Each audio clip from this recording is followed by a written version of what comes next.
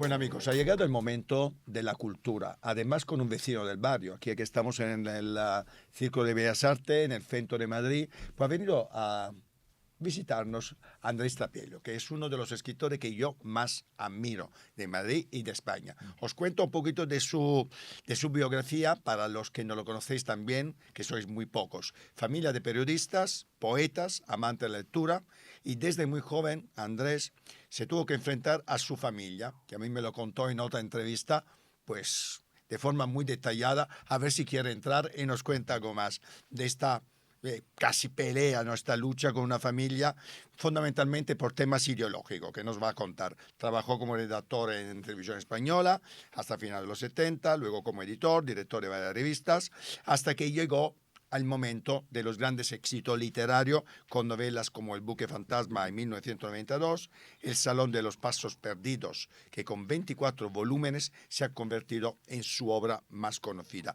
Ha tenido también algún acercamiento a partidos políticos como PD, Ciudadanos, detractor, me gustaría saber si sigue de la ley de la memoria histórica, de los indultos y de los independentistas catalanes. Buenas tardes, Andrés. Hola, Alcredio. Nos traes un nuevo libro que ya ha llegado a la segunda edición. Me piden que regrese. Algo que me he saltado antes de hablar de tu novela en tu biografía o que te gustaría destacar más. No, todo perfecto, todo está bien resumido. Los elogios un poco exagerados, pero en general bien. Me ha encantado, antes de que empezar esta entrevista, calentando motores, me contabas que Me piden que regrese es un libro que has decidido escribir en este momento, es que has deseado escribir toda la vida. ¿Por qué ahora? Bueno, trata de un asunto que es un asunto histórico, en cierto modo, pero yo me he ocupado mucho de la guerra civil. En realidad tengo muy pocos temas en la vida. Pues me gusta la guerra civil, he dedicado muchos años a estudiar la guerra civil española, en la literatura, en la parte más histórica, y he hecho un relato de unos hechos, de unos asesinatos en Madrid. Y bueno, el problema de la historia y de las crónicas, que como te decía antes, he escrito muchas veces y de este periodo de una manera bastante exhaustiva, el problema de la historia es que la historia es divisiva. La historia no pone de acuerdo a la gente. Todo el mundo tiene una idea de la guerra, todo el mundo, en fin, tiene opinión sobre quiénes eran mejor que los otros, etc. En cambio, la novela no. La novela es el lugar de la reconciliación. La ficción pone de acuerdo a todo el mundo. No es necesario, una novela no te pide cuando empiezas a leerla si eres de derechas, de izquierdas, si eres viejo, joven, rico, pobre, varón, mujer. No te pide esto. Lo único que te pide es que te entregues a una realidad nueva. La realidad, los hechos, lo que llamamos los hechos, no ponen de acuerdo a las gentes. En cambio, la ficción solo se ocupa de que esa nueva realidad te convenza y sobre todo te conmueva, porque la literatura, así como la crónica ha de convencerte con la verdad, con el peso de los hechos, la literatura en general, el primer paso que tiene que dar es conmoverte. Convencerte, sí, pero todavía más conmoverte, es decir, que encuentres todo eso verosímil, que la verosimilitud es, digamos, como una estancia superior a la verdad. Es decir, necesita de los mismos mimbres que la verdad, pero digamos llega un paso más adelante, ¿no? Cuéntanos un poco lo que puedes, cebarnos Sí. de la novela. ¿De qué habla que Me piden que regrese? Cuéntanos un poquito la historia Bueno, de base. el marco histórico, yo he dicho en muchas entrevistas estos días que he presentado la novela, el marco histórico es Madrid, 1945, pero no es una novela histórica, no es una novela política, no es una novela ideológica, no es una novela de sectas o de partidismos. Es una novela básicamente centrada en una historia de amor y en unas aventuras. Es, por tanto, una novela para todos los públicos, se decía antes, pues como lo puede ser, en fin, modelos egregios como La Cartuja de Parma o Guerra y Paz, pero esos son sus modelos, ¿no? Sí. Son novelas fuertes de amor, y sucede en Madrid en 1945. En Madrid 1945 era una ciudad que ya había pasado la guerra civil, pero estaba a punto de conocer el final de la guerra mundial. Por tanto, Madrid está llena de espías y en un momento para el régimen de Franco, muy delicado, porque Franco ha estado apoyando a los nazis y a los alemanes italianos durante toda la guerra, pero italianos y nazis están perdiendo la guerra. Y por otro lado, los aliados, principalmente Estados Unidos e Inglaterra, han hecho toda la guerra con la Unión Soviética, con Rusia, y todo el mundo está, tanto los aliados como Franco, dejando atrás a sus aliados naturales. Es decir, Franco quiere dejar atrás a los nazis y a los italianos, y los aliados quieren dejar atrás a la Unión Soviética. Uh-huh. Y por tanto tienen intereses comunes. En ese momento los americanos piden al protagonista de mi novela, que se llama Benjamín Cortés, pero viene como americano, porque ya tiene la nacionalidad americana, se llama Benjamin Smith, viene con una tarea, que es desactivar a un importante cargo, un importante militar, un coronel, pero muy influyente en Falange y muy influyente en el régimen, representando a los sectores más intransigentes que no quieren dar su brazo a torcer y que quieren aún más endurecer el régimen de Franco contra la opinión del propio Franco, que por exigencia de los americanos y los británicos quiere, si no liberalizarlo, sí por lo menos contentar a sus aliados. Uh-huh. Este es el trama. Y él viene a cumplir una misión aquí, una misión clara. Él es de baja extracción, se decía antes, es hijo de una gitana y criado en la Inclusa. Es un hombre con muchos recursos, se verá, es un hombre que es falsificador, y esa es la razón por la que se le ha contratado, y conoce a una mujer que es todo lo contrario que él, en el sentido de que es rica, es joven también como él, pero es rica, es noble, y es una mujer que además también como él, y eso tienen algo en común, ha sido víctima de la guerra civil. Los dos han sido víctimas. Tanto él ha sido víctima porque le han matado al padrastro, y ella ha sido víctima porque le han matado a su novio. Campos diferentes. Pero también los dos son víctimas de sus propios, digamos, bandos. A Smith, su propio bando, los comunistas, le piden que haga cosas que no está dispuesto a hacer, y la familia de ella le pide cosas que ella no está dispuesta a hacer. Y porque son dos seres libres, se encuentran, se reconocen y van a llevar el amor hasta donde puedan. ¡Qué maravilla! Yo ya estoy viendo la peli. Bueno, yo ya estoy viendo la peli. No solo yo tengo más capacidad visual que no lectora, porque me concentro bastante más. Sin embargo, vuelo con la yo estoy viendo ya la peli, ¿eh? Sí, ya la he visto. Un gran amigo nuestro, que es Jonás Truebas, me escribió una carta después de leerla, sí, y decía, bueno, es la tercera o cuarta vez que te digo que una novela tuya tendría que ir al cine, pero esta... Yo también te lo dije en la primera entrevista que te hice. Pero esta película tendría que irse. Lo que pasa es que es una película muy, decía él, muy cara. No sé si es una película muy cara. Es cara, sí. Por lo que me has comentado es muy cara. Es muy cara, pero bueno, alguien la hará, y si no, no pasa nada. Alguien tendrá dinero para hacerlo. Oye, y viendo un poco, para ligar un poco los temas que has estado comentando de forma muy rápida a lo que es la actualidad, ¿no? Has hablado de bandos, ¿no? Yo pienso a bandos en la actualidad y me entra la vergüenza más ajena en relación a los bandos y a la politización que se ha hecho de la catástrofe de la Dana, ¿no? ¿Cómo has vivido tú este, para mí, por lo menos, miserable juego, pelea y echarse en la cara la responsabilidad de que ha habido con la Dana sobre más de 200 muertos? Bueno, tú lo has dicho, es una vergüenza realmente. Aquí no dimite nadie, o sea, es decir, que tenemos un presidente de la Generalidad que, en fin, hace dejación de sus funciones y no dimite, pero tampoco dimite el otro. O sea, el otro miente todos los días 7 veces y no solamente no dimite, sino que le vuelven a votar. O sea, es decir, es algo realmente inconcebible.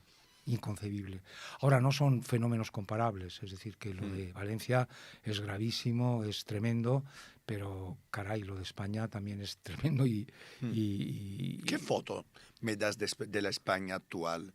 Tú has estado, has estado cerca de partido tipo PD, como Ciudadano, partido de centro, fundamentalmente liberal, ¿no? En que desafortunadamente no han tenido una larga historia. Bueno, Ciudadanos sigue vivo, pero de forma No, yo totalmente realmente, residual, ¿no? sí, yo solamente de forma expresa he apoyado a UPyD, porque cuando nos presentamos Sabater Sí, y yo iba de espolique suyo sí, al señor. Senado, que siempre decimos sacamos menos votos que el Partido Animalista de Madrid. Yo creo que la imagen que representa esta España, para mí por lo menos, la mejor imagen es la del rey, digamos, la Felipe VI el otro día con la reina en medio del Del fango, fango y de eh, las piedras y de tratando, la... sí, tratando de conciliar a todo el mundo. Eso es una maravilla realmente. Y ese es el espíritu conciliador, frente a quienes están todo el tiempo intentando levantar muros. Pero además no levantar muros entre dos Españas, porque no es verdad que haya dos Españas.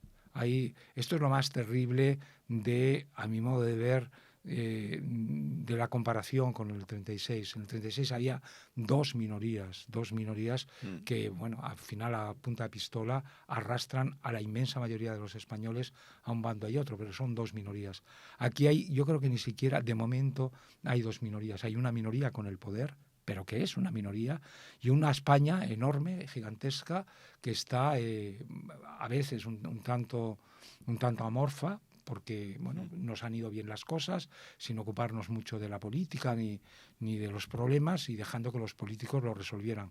Este político que tenemos en el gobierno no solamente no las arregla, sino que las está complicando cada día más, con sus mentiras, haciendo dejación de los derechos de todos los ciudadanos, acusando la desigualdad entre ellos más y más, y una inmensa mayoría que supongo que en algún momento tomarán conciencia y dirán basta realmente a este sistema de engaños, a este sistema además de maldad, o sea, porque es una división gratuita, no lleva, o sea, no conduce más que a sostener a ese hombre en el poder. O sea, no hay una finalidad mayor, o sea, es decir, el deterioro que se produce en las instituciones democráticas es terrible, o sea, se irá, pues todos se van al final, pero el problema es cómo dejará el descrédito en el que habrá dejado a este país. Tú hablabas antes de compromiso con partidos de centro. Bueno, mi evolución política es sí y es no. O sea, es decir, es sí y es no, porque yo me encuentro que pienso en la inmensa mayoría de las cosas fundamentales lo mismo que cuando votaba al Partido Socialista hace 40 años. O sea, yo le he votado durante 25 años, pero lo he votado yo y Felipe González y Alfonso Guerra. No creo que ninguno de nosotros tres estemos votando en este momento opciones parecidas a las que votábamos hace 40 años. Sin embargo, el panorama internacional, bueno, acabamos de vivir las elecciones americanas con la victoria de Trump. Hemos vivido el deterioro democrático en otros países que se supone que eran muy democráticos. Tenemos un avance de la extrema derecha. Es decir, la tendencia general no es muy prometedora. Bueno, es que incluso dejando un poco de lado España, si tú te miras a otros países también, pues la situación de crispación, de llegada incluso de gobiernos bastante autoritarios, no es muy halagüeña para vivir en democracia o pensar que la democracia va a persistir a tantos bandazos, a tantos ataques que estamos viendo en diferentes países, ¿no? Pero yo no veo que sea una cosa simétrica. Es decir, es verdad que la extrema derecha avanza, pero la extrema derecha en España es infinitamente menos dañina que el Partido Socialista, vamos, sin lugar a dudas. Pero sin lugar a dudas, es decir, lo que realmente a mí me asusta es a este hombre en el poder, concediéndose indultos a delincuentes, cambiando el código penal para eximir a malversadores, a estafadores, a ladrones. Es decir, el Vox, partido con el que no siento ni simpatía ni antipatía. ¿No te da miedo? No es que no me da miedo, es que he visto que sí, que ha prohibido una película en un pueblo de 3.000 habitantes, de Walt Disney. Pues sí, es grave, pero vamos, no es comparable con la ley de amnistía, con la ley de memoria histórica, con la ley del solo sí es sí, es decir, con los indultos. O sea, que lo que no podemos establecer es equiparaciones. O sea, y en este momento, bueno, yo entiendo que la única manera, es decir, hay que ver dónde está la centralidad en este país y lo que se acerca más a la centralidad. Pues probablemente nadie vota a gusto al 100%.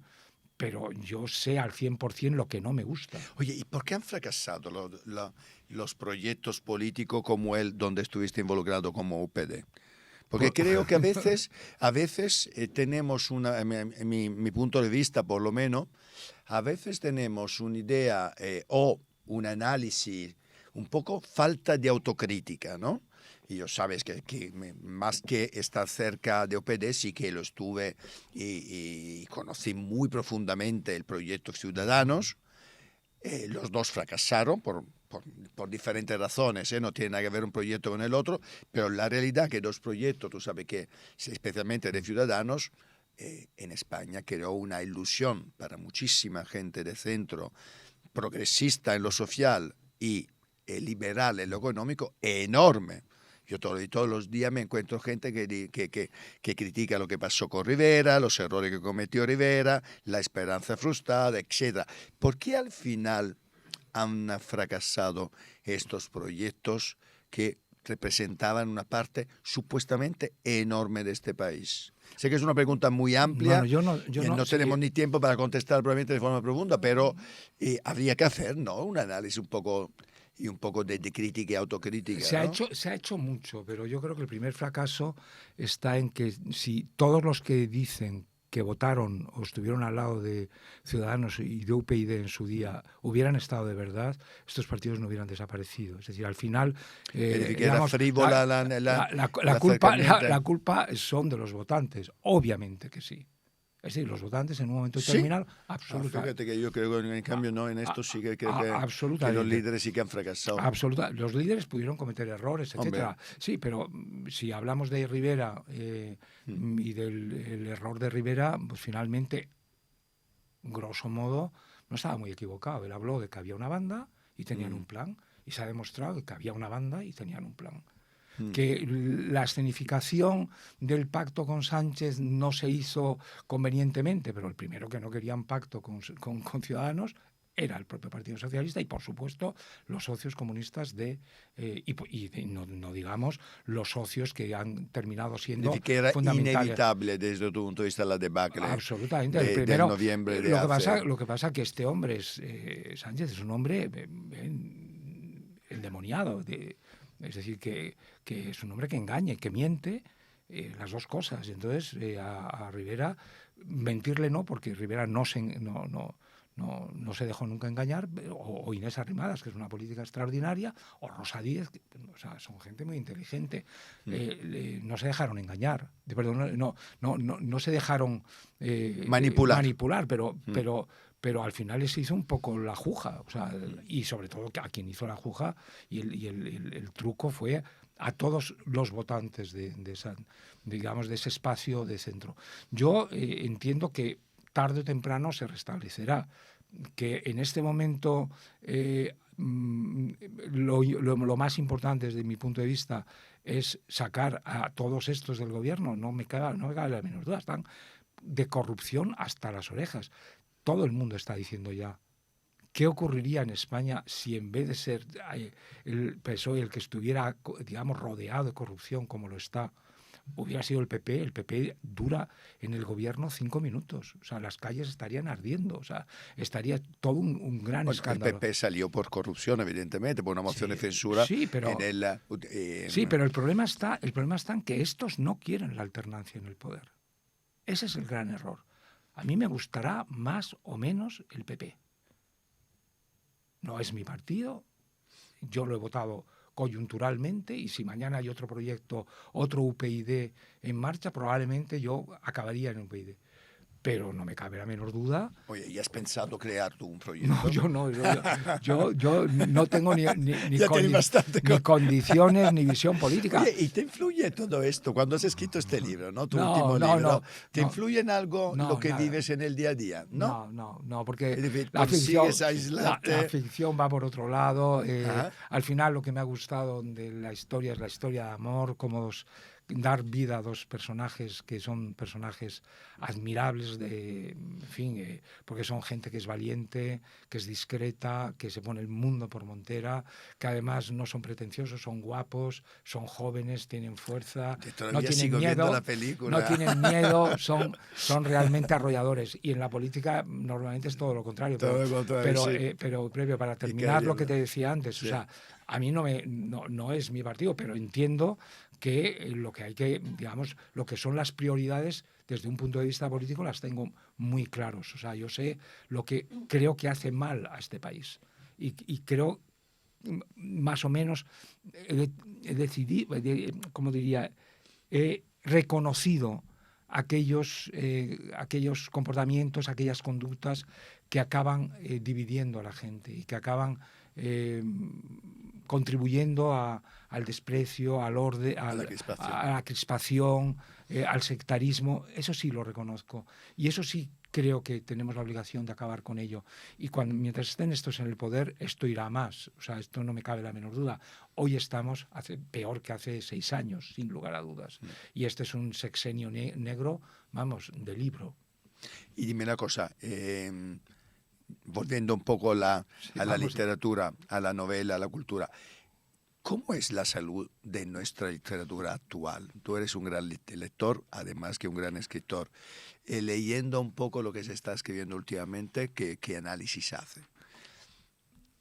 Bueno, yo diría, vamos, para mí, notable, sobresaliente realmente. O sea, la literatura española, a la que yo conozco, el periodismo, en este momento, hay en los periódicos españoles...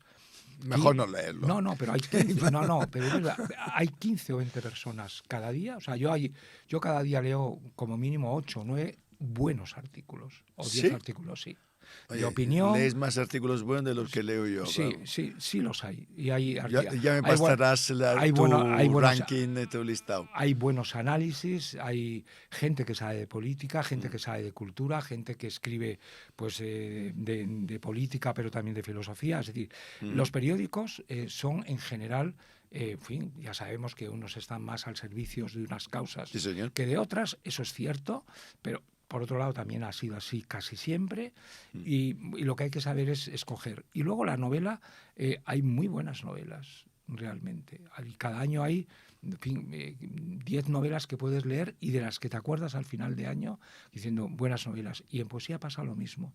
Es decir, y contener 20 y ensayos también, o sea, es decir, la producción literaria ensayística española es buena, a mí por lo menos es aceptable. De hecho, a mí no me cuesta encontrar cada semana un libro para escribir en La Lectura, que es la revista cultural del mundo. No me cuesta en absoluto. Es verdad que yo hago un poco de trampa, es decir, en el sentido de que a veces hablo de autores del pasado. O sea, es decir, la semana que viene o el pasado mañana va a aparecer una reseña que he hecho de un diario de Cansinos Asens escrito hace 60 años, pero vamos, escrito antes, hace 80 años, y de una persona que murió hace 60 años. O sea, es un poco de trampa. Pero bueno, contando esos libros, esos rescates de libros antiguos, bueno, es una literatura que para el lector, o sea, que no tiene que hacer historia, porque esto luego son los historiadores, los catedráticos, los lingüistas, los filólogos, pues se fijan mucho en la actualidad, pero entendiendo por actualidad todo. Bueno, es igual que si habláramos de música, pues los melómanos están de enhorabuena, o sea, tienen al año 3 o 4 óperas espléndidas, sin duda. Tienen conciertos increíbles. La cultura...